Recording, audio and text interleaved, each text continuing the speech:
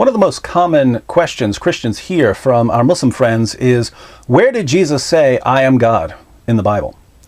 The idea behind the question seems to be that Jesus never made this claim, not even in our scriptures.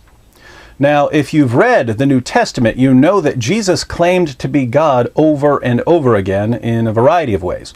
We'll take a look at one of the ways Jesus claimed to be God here in a moment. But before we turn to Jesus' words, it's important to keep in mind some of the common ground between Christians and Muslims. I don't believe in the Qur'an, but I agree with some of the claims the Qur'an makes. The Qur'an says that Jesus performed miracles. I agree with the Qur'an that Jesus performed miracles. I agree with the Qur'an that Jesus was born of a virgin. I agree with the Qur'an that Jesus is the Messiah. So even though I don't believe in Muhammad, I think we should recognize that Christians and Muslims share some common ground.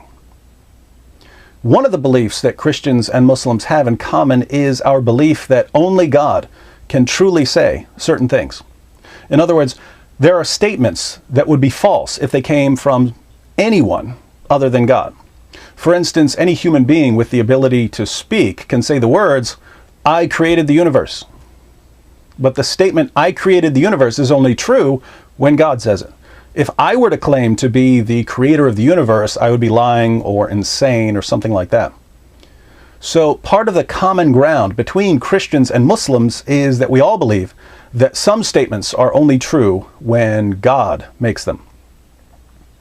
Let's look at an example of something that only God can truly say, according to both the Quran and the Bible. This is the Quran, Surah 57, verses 1 through 3. "Whatever is in the heavens and on earth, let it declare the praises and glory of Allah. For He is the exalted in might, the wise. To Him belongs the dominion of the heavens and the earth. It is He who gives life and death, and He has power over all things. He is the first and the last, the evident and the hidden, and He has full knowledge of all things." The Quran refers to Allah as the first and the last.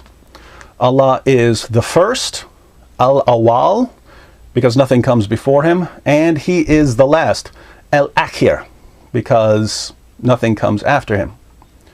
Al-Awwal and Al-Akhir are two of Allah's 99 names. The Bible also calls God the first and the last. In the book of the prophet Isaiah, chapter 44, verse 6, we read, "Thus says the Lord, the King of Israel and His Redeemer, the Lord of hosts. I am the first and I am the last, and there is no God besides me." The word Lord here in Hebrew is Yahweh, the biblical name of the one true God. So according to the Bible, Yahweh is the first and the last. Now, the book of Isaiah is in the Old Testament, the collection of scriptures revealed before the time of Jesus. But the New Testament, the collection of scriptures revealed after Jesus came into the world, also uses the title, the first and the last. In the book of Revelation, chapter 1, the Apostle John sees a vision. He says, in verse 17, "When I saw Him, I fell at His feet like a dead man, and He placed His right hand on me, saying, 'Do not be afraid. I am the first and the last.'" I am the first and the last. So, who must be speaking here according to the Bible and the Quran? God, right? Let's read it again along with verse 18.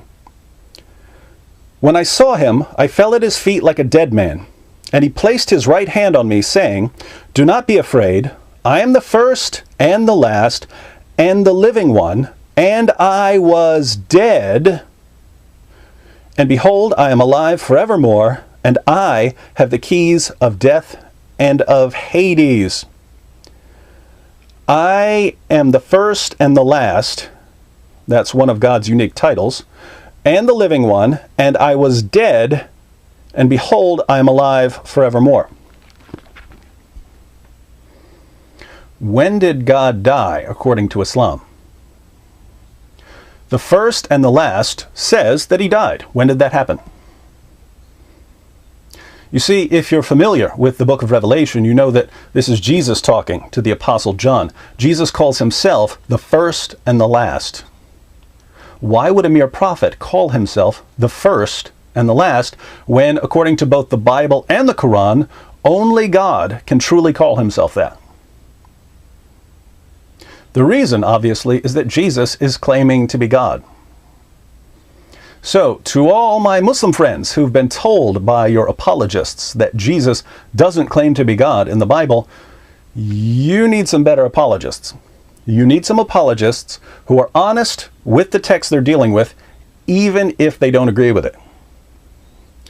As for the Christians who are watching, if you get into a serious discussion with a Muslim, I can almost guarantee that at some point your Muslim friend is going to ask, where did Jesus claim to be God?